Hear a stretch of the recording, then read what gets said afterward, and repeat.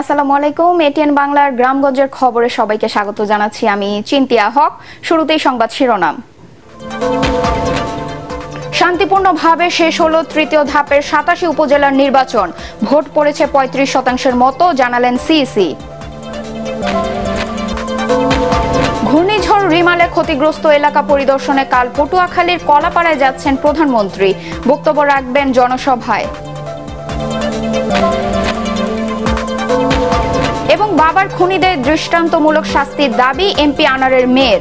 Visa জটিলতায় কলকাতায় যেতে না পারার অভিযোগ। শুনছিলেন সংবাদ শিরোনাম, এবার বিস্তারিত। বড় ধরনের সহিংসতা ছাড়াই শেষ হলো তৃতীয় ধাপে ৮৭ উপজেলার ভোট গ্রহণ। তবে এই ধাপেও ভোটার উপস্থিতি কম। জাল ভোটের অভিযোগে ফেনীতে সহকারী প্রিজাইডিং অফিসার সহ ১০ জনকে আটক করেছে পুলিশ। সুনামগঞ্জের দোয়ারায় ধারালো অস্ত্রসহ এক প্রার্থীর এজেন্টকে আটক করা হয়েছে। এছাড়া ভোট নেওয়ার সময় মারা গেছেন হবিগঞ্জের উমেদনগরের একজন সহকারী প্রিজাইডিং অফিসার। রিপোর্টে জানাচ্ছেন মাহবুব কবির চপল। ঘূর্ণিঝড় রিমালের ধাক্কা কাটিয়ে চট্টগ্রামে ভোট দিতে আসেন ৬০ এই নারী। গায়ের জোর না থাকলেও মনের জোরে নাগরিক দায়িত্ব পালন করেন তিনি। তবে তার মতো ভোটের আগ্রহ দেখা যায়নি অনেক ভোটারের মধ্যেই। চট্টগ্রামের আনোয়ারা উপজেলার একটি কেন্দ্রে দুই প্রার্থীর সমর্থকদের মধ্যে হাতাহাতি হয়। এতে কিছুটা উত্তেজনা দেখা দেয়। ফেনীর পিটিআই কেন্দ্রে জাল ভোট দেওয়ার সময় আটক হন সহকারী প্রিজাইডিং অফিসার। অন্য ৩ উপজেলায় একই অপরাধে আটক করা হয় প্রার্থীর এজেন্ট সহ ১০ জনকে। সোনাগাজীতে ভোট দিয়ে ব্যালট পেপারের ছবি ফেসবুকে শেয়ার করেন উপজেলা ছাত্রলীগের যুগ্ম সম্পাদক ইয়াকুব আলী মিশুক। এতে আলোচনার সৃষ্টি হয়। তার বিরুদ্ধে কোনো ব্যবস্থা না নেওয়ায় প্রশ্ন ওঠে রিটার্নিং কর্মকর্তার ভূমিকা নিয়ে। সুনামগঞ্জের দোয়ারায় ধারালো ছোড়া সহ এক এজেন্টকে আটক করেছে পুলিশ। তবে কোনো হতাহতের ঘটনা ঘটেনি। জামালপুরের মেলান্দহ ও মাদারগঞ্জ উপজেলায় ভোট নেওয়া হয় ইভিএমে। নতুন পদ্ধতির সাথে মানিয়ে নিয়ে ভোট দিয়েছেন ভোটাররা। বগুড়া সদরে ভাইস চেয়ারম্যান প্রার্থী ইফতারুল ইসলাম মামুনের প্রতীকের সাথে ব্যালট পেপারের প্রতীকের মিল না থাকায় এই পদে নির্বাচন স্থগিত করা হয়েছে। নওগাঁর রানীনগর ও আত্রাই উপজেলায় শান্তিপূর্ণ পরিবেশে ভোট নেওয়া হয়, তবে উপস্থিতি ছিল কম। কক্সবাজারের টেকনাফ, উখিয়া ও রামু উপজেলায় ভোট হয়েছে। ঘূর্ণিঝড় রিমালের কারণে সরঞ্জাম পৌঁছাতে না পারায় স্থগিত করা হয়েছে সেন্ট মার্টিনের নির্বাচন। সুষ্ঠু পরিবেশে ভোট হয়েছে পাহাড়ি জনপদ রাঙ্গামাটির লংগদু ও নানিয়াচর উপজেলাতেও। মোতায়েন ছিল নিরাপত্তা বাহিনীর পর্যাপ্ত সদস্য। সারা দেশে শান্তিপূর্ণ পরিবেশে ভোট হলেও বেশিরভাগ উপজেলাতেই ভোটার উপস্থিতি কম ছিল বলে জানিয়েছেন আমাদের প্রতিনিধিরা। মাহবুব কবির চপল, এটিএন বাংলা। দু একটি বিচ্ছিন্ন ঘটনা ছাড়া উপজেলা নির্বাচন শান্তিপূর্ণভাবে অনুষ্ঠিত হয়েছে। অনিয়মের কারণে ৩০ জনকে আটক করা হয়েছে। একজন সহকারী প্রিজাইডিং অফিসার আকস্মিকভাবে মারা গেছেন। ভোটের হার ৩৫% মতো হতে পারে বলে জানিয়েছেন প্রধান নির্বাচন কমিশনার কাজী হাবিবুল আওয়াল। আজকে মোটামুটি সারাদিন ভোট যে নির্বাচন হয়েছে এটা সন্তোষজনক ছিল। একটি বিষয় হয়তো আপনারা জানতে চাইবেন উপস্থিতি কেমন ছিল। আমরা এ যাবৎ যে উপস্থিতির যে তথ্য পেয়েছি সেটা আমাদের পর্যালোচনায় এটা 35+ হতে পারে। 35+, বেশি হতে পারে, কমও হতে পারে। 35+, কারণ নিশ্চিত করে বলতে আরও হয়তো 20-25 ঘন্টা সময় লেগে যেতে পারে। ঘূর্ণিঝড় রিমেলে ক্ষতিগ্রস্ত মানুষের পাশে দাঁড়াতে কাল পটুয়াখালীর কলাপাড়ায় যাচ্ছেন প্রধানমন্ত্রী শেখ হাসিনা। এ সময় মোজাহার উদ্দিন বিশ্বাস ডিগ্রি কলেজ মাঠে এক জনসভায় বক্তব্য রাখবেন তিনি।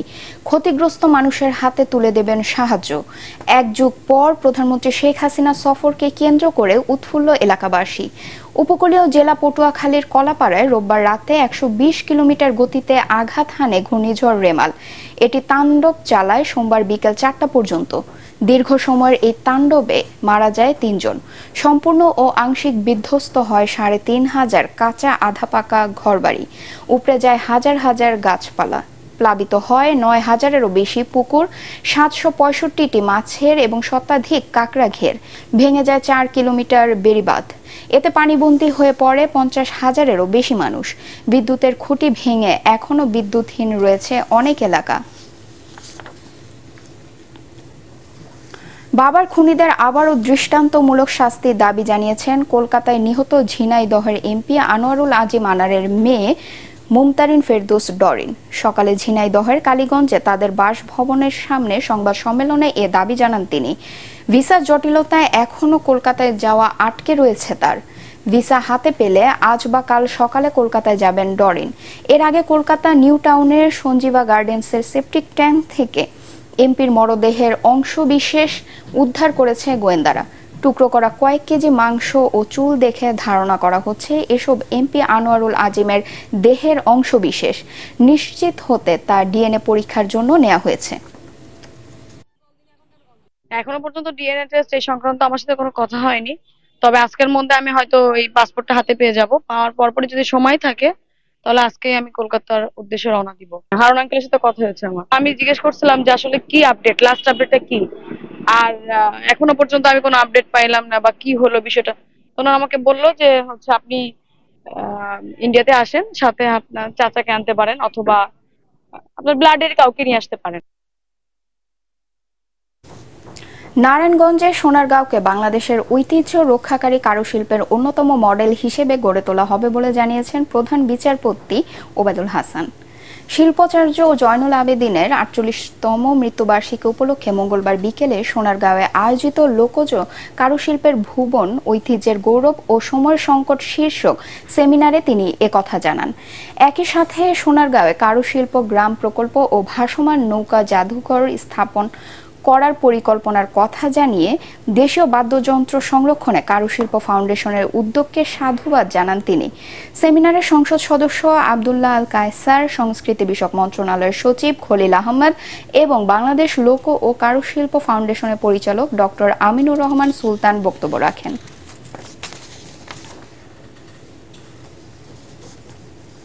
ঘূর্ণিঝড় রিমালের প্রভাবে খাগড়াছড়িতে টানা বৃষ্টির পর ছড়া খাল ও চেঙ্গি নদীর পানি কমতে শুরু করেছে। প্লাবিত হওয়া নিম্নাঞ্চল থেকে পানি নেমে গেছে। তলিয়ে যাওয়া নদী তীরবর্তী শাকসবজির ক্ষেত থেকে পানি নামলেও পলি জমে আছে। তবে অবস্থার উন্নতি হলেও ঘর বাড়িতে কাদা মাটি পরিষ্কার করতে ও ভেজা কাঁচা ঘর আসবাবপত্র শুকানো নিয়ে ভোগান্তিতে ভুক্তভোগীরা। এর আগে রিমালের প্রভাবে টানা ২ দিন বৃষ্টি ও বৈরী আবহাওয়ায় জেলার বিভিন্ন ছড়া খাল ও চেঙ্গি নদীর পানি বেড়ে প্লাবিত হয় নিম্নাঞ্চল। এতে পানিবন্দী হয়ে পড়ে ৩ শতাধিক পরিবার। এদিকে স্বাভাবিক হয়েছে দীঘিনালা, বাঘাইছড়ি ও সাজেক রুটের যানবাহন চলাচল। মাগুরায় চাঞ্চল্যকর জোড়া খুনের আসামিদের গ্রেফতার ও বিচারের দাবিতে বিক্ষোভ মিছিল এবং মানববন্ধন অনুষ্ঠিত হয়েছে। দুপুরে মাগুরা প্রেস ক্লাবের সামনে এ কর্মসূচি পালন করেন নিহতের পরিবার ও এলাকাবাসী। এ সময় বক্তারা মামলার ৫ মাস পার হলেও হত্যার রহস্য উদ্ঘাটন ও মামলার কাঙ্ক্ষিত অগ্রগতি না হওয়ায় ক্ষোভ প্রকাশ করেন। গ্রাম্য সামাজিক দালাদলিকে কেন্দ্র করে গত বছরের ৩০ ডিসেম্বর রাতে মাগুরার মোহাম্মদপুর উপজেলার নহাটা ইউনিয়নের পানিঘাটায় সবুজ মোল্লা ও তার আপন ভাই হৃদয় মোল্লাকে বাড়ি থেকে ডেকে নিয়ে হত্যা করে প্রতিপক্ষ। ঝুট ব্যবসা দখলে নিতে সাভারের আশুলিয়ায় একটি তৈরি পোশাক কারখানার তেল ছিনতাই করেছে একদল মুখোশধারী যুবক। আশুলিয়ার নয়াপাড়া এলাকার ডেকো গ্রুপের আসামি অ্যাপারেলস কারখানা ছিনতাইয়ের এ ঘটনা ঘটে। কারখানা কর্তৃপক্ষ জানায় বেশ কিছুদিন ধরে ঢাকা ১৯ আসনের স্বতন্ত্র সংসদ সদস্য সাইফুল ইসলামের নাম ব্যবহার করে আগামী অ্যাপারেলস কারখানার ঝুট ব্যবসা দখলের চেষ্টা চালিয়ে আসছে স্থানীয় কয়েক যুবক। পরে ঝুট ব্যবসা দখলে নিতে ব্যর্থ হয়ে সকালে কারখানার প্রবেশ করার সময় একটি ভ্যান সহ তেলের ড্রাম ছিনতাই করে তারা। এ সময় ভ্যান চালককেও মারধর করা হয়। অভিযোগ পেলে দোষীদের বিরুদ্ধে ব্যবস্থা নেওয়ার কথা জানিয়েছে পুলিশ।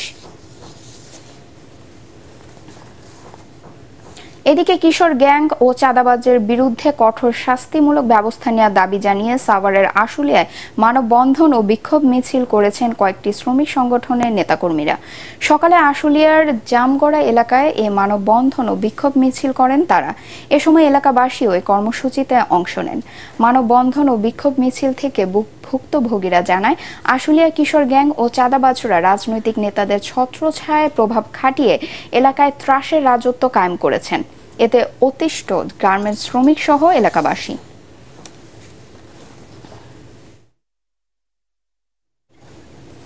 বান্দরবনে বিদ্যুৎপৃষ্ঠ হয়ে খোরশেদ আলম নামে প্রতিবন্ধী এক যুবকের মৃত্যু হয়েছে। এ ঘটনায় আহত হয়েছেন আরও ৩ জন। সকালে উপজেলার সরিয়ে ইউনিয়নের হাসনাপাড়া এলাকায় এ দুর্ঘটনা ঘটে। পুলিশ ও স্থানীয়রা জানায়, বাড়ির পাশের জমিতে গরু চড়াতে গিয়ে বৈদ্যুতিক ছেঁড়া তারে জড়িয়ে যায় খোরশেদ। এ সময় তাকে উদ্ধার করতে গিয়ে আহত হয় আরও ৩ জন। পরে স্থানীয়রা তাদের উদ্ধার করে পার্শ্ববর্তী চট্টগ্রামের লোহাগাড়ার পদুয়া হাসপাতালে পাঠালে চিকিৎসক খোরশেদ আলমকে মৃত ঘোষণা করেন। নানা আয়োজনে সারা দেশে পালিত হলো আন্তর্জাতিক শান্তিরক্ষী দিবস। চট্টগ্রামের পতেঙ্গায় এ উপলক্ষে বাংলাদেশ বিমান বাহিনীর ঘাঁটি জহুরুল হকের ব্যবস্থাপনায় পিস কিপার্স ডে রান অনুষ্ঠিত হয়। প্রধান অতিথি হিসেবে এর উদ্বোধন করেন চট্টগ্রাম নৌ অঞ্চলের commander rear admiral Khondokar Misbaul Azim. এ সময় তিনি জাতিসংঘ শান্তিরক্ষা মিশনে বাংলাদেশের ভূমিকা ও অবদানের প্রশংসা করেন। র্যালিতে সশস্ত্র বাহিনী, পুলিশ, বিভিন্ন শিক্ষা প্রতিষ্ঠানের শিক্ষার্থী ও বাংলাদেশে নিযুক্ত জাতিসংঘের সংস্থাসমূহের প্রতিনিধিরা অংশ নেন। র্যালি ও আলোচনা সভার মাধ্যমে ময়মনসিংহে পালিত হলো আন্তর্জাতিক জাতিসংঘ শান্তিরক্ষী দিবস। নগরীর শিল্পাচার্য জয়নুল আবেদিন পার্কে র্যালি উদ্বোধন করেন জেনারেল অফিসার ১৯ পদাতিক ডিভিশন ও area commander Ghatail area major general Hussain Mohammad Masihur Rahman.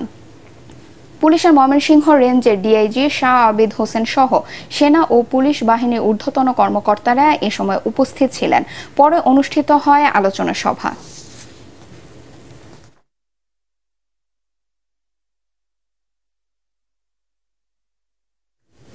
জেলা পর্যায়ে গ্রাম আদালতকে আরও সক্রিয় করতে মেহেরপুরে এর কার্যক্রম পর্যালোচনা ও করণীয় শীর্ষক সমন্বয় সভা অনুষ্ঠিত হয়েছে। দুপুরে জেলা প্রশাসকের কার্যালয়ে ইউনিয়ন পরিষদের হিসাব সহকারী কম্পিউটার অপারেটরদের নিয়ে এ সভা অনুষ্ঠিত হয়। অনুষ্ঠানে প্রধান অতিথি ছিলেন জেলা প্রশাসক শামীম হাসান। স্থানীয় সরকার বিভাগের উপপরিচালক শামীম হোসেনের সভাপতিত্বে এতে ৩ উপজেলার নির্বাহী কর্মকর্তারা বক্তব্য রাখেন। গ্রাম আদালতে ছোটখাটো অভিযোগের সমাধান যেন সঠিকভাবে মানুষ পায়, সেই বিষয়ে বিভিন্ন দিক নির্দেশনা দেন বক্তারা। শিল্প, কৃষি ও ব্যবসা খাতে উন্নয়ন করতে বাংলাদেশ ব্যাংক সহ সব ব্যাংক সহজ শর্তে গ্রাহকদের ঋণ প্রদান করবে। দুপুরে জয়পুরহাটে সিএমএসএমই উদ্যোগগুলোতে অর্থায়ন বৃদ্ধি বিষয়ক এক কর্মশালায় বিভিন্ন ব্যাংকের ঊর্ধ্বতন কর্মকর্তারা এ কথা বলেন। এতে অন্যান্যদের মধ্যে বক্তব্য রাখেন বাংলাদেশ ব্যাংক বগুড়ার নির্বাহী পরিচালক মুর্তুজালি, পূবালী ব্যাংকের মহাব্যবস্থাপক ফয়সাল আহমেদ, সোনালী ব্যাংক জয়পুরহাট শাখার ডিজিএম মাহবুবুল ইসলাম ও জেলা চেম্বারের সভাপতি আব্দুল হাকিম মণ্ডল। কর্মশালায় জেলার বিভিন্ন ব্যাংকের ব্যবস্থাপক, ব্যবসায়ী ও উদ্যোক্তারা উপস্থিত ছিলেন।